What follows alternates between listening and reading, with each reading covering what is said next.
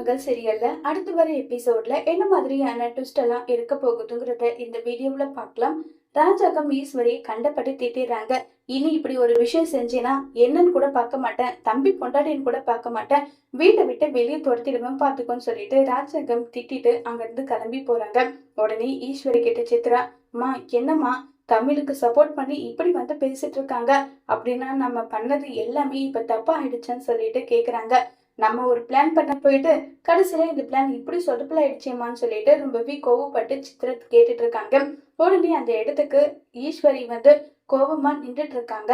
அப்ப கரெக்டா ஐஸ்வர்யா அங்க வந்து, ஏன் ஆண்டி இப்படி பண்ணீங்க, தேவையில்லாத வேலை ஏன் பண்ணீங்க, குழந்தை இல்லாம 2 நாளா எப்படி இருந்தாரு தெரியுமா சேது மாமா, பித்து புடிச்ச மாதிரி இருந்தாருன்னு சொல்லி ரொம்பவே வருத்தமா பேசிட்டு இருக்காங்க.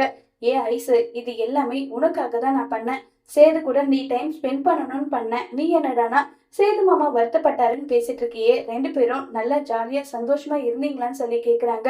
என்ன ஆண்டி பேசிட்டு இருக்கீங்க, ஒருவேளை எனக்காக நீங்க இந்த விஷயத்த பண்றதா இருந்திருந்தா நான் முதல்லயே இந்த விஷயத்த பண்ண வேண்டாம்னு சொல்லியிருப்பேன்.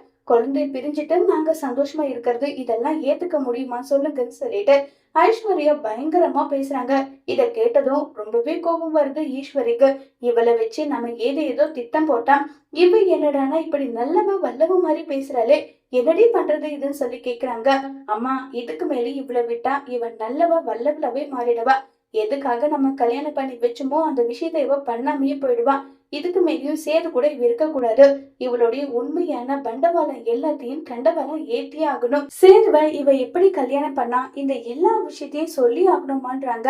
அப்படி சொல்லிட்டா மட்டும் என்னடி நடக்கும், என்னமா பேசிட்டு இருக்க, சொன்னா மட்டும்தான் இதுக்கு எல்லாத்துக்குமே ஒரு சொல்யூஷன் கிடைக்கும், அப்படி இல்லையா நான் இருந்த விஷயம் எல்லாத்தையுமே நம்ம ரெக்கார்ட் பண்ணி வச்சிருக்கோம்ல, அந்த விஷயத்த சொல்லி இவளை பிளாக்மெயில் பண்ணி சேதுவோட சொத்தை நம்ம பேருக்கு எழுதி வாங்கணுமான்னு சொல்லிட்டு சித்ரா ஐடியா கொடுக்குறாங்க. இத கேட்டதும் நல்ல ஐடியாவே இருக்கே, இத உடனே எக்ஸிக்யூட் பண்ணலாம், முதல்ல ஐஸ்வர்யாவை நம்ம வழிக்கு கொண்டு வர முடியுமான்னு பார்ப்போம், அப்படி கொண்டு வர முடியலன்னா எல்லா வீடியோ ஆதாரத்தையும் சேது கிட்ட காட்டி ஐஸ்வர்யா சேத 2 பேரையும் பிரிக்கலாம்னு சொல்லிட்டு சித்ராவும் ஈஸ்வரி முடிவெடுக்கிறாங்க.